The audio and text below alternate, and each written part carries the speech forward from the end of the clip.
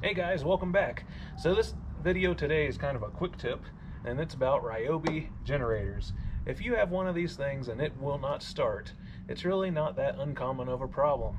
But I want to show you how easy of a fix it may be. Let me show you really quick what mine does. Maybe this is what yours does too.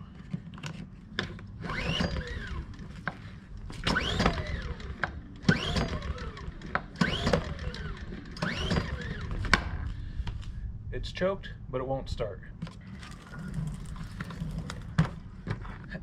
I generally don't like things that are made out of plastic, and it's because they break. This thing, the generator's nice, but the little the knob here that keeps the door shut, something in there broke. Of course, it's plastic.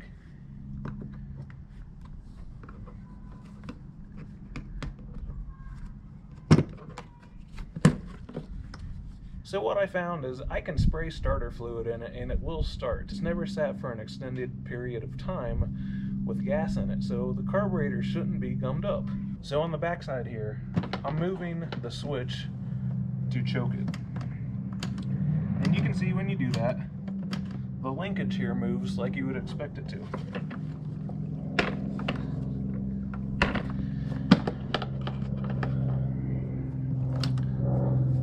So the choke does move as expected,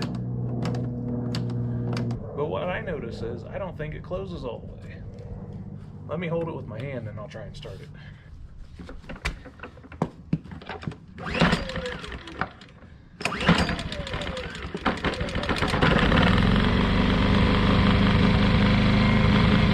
So as you can see, when I held the choke with my hand, it started right up.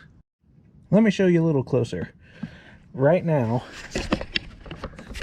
I have the knob turned to stop. When I adjust it, we'll take it to choke.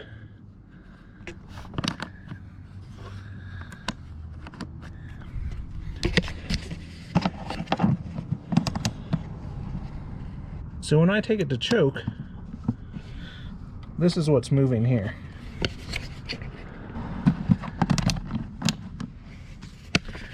So what's happening is when I put it in choke, it doesn't choke it all the way.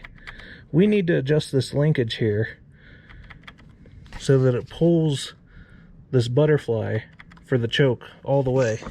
So I actually don't have a wrench to fit that. It's kind of small. It's like 6mm maybe.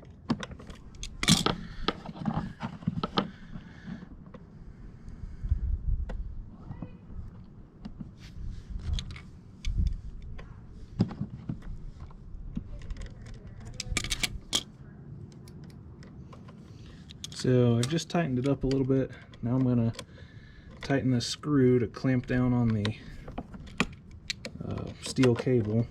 So now when I turn the knob and put it to choke, it pulls it all the way closed.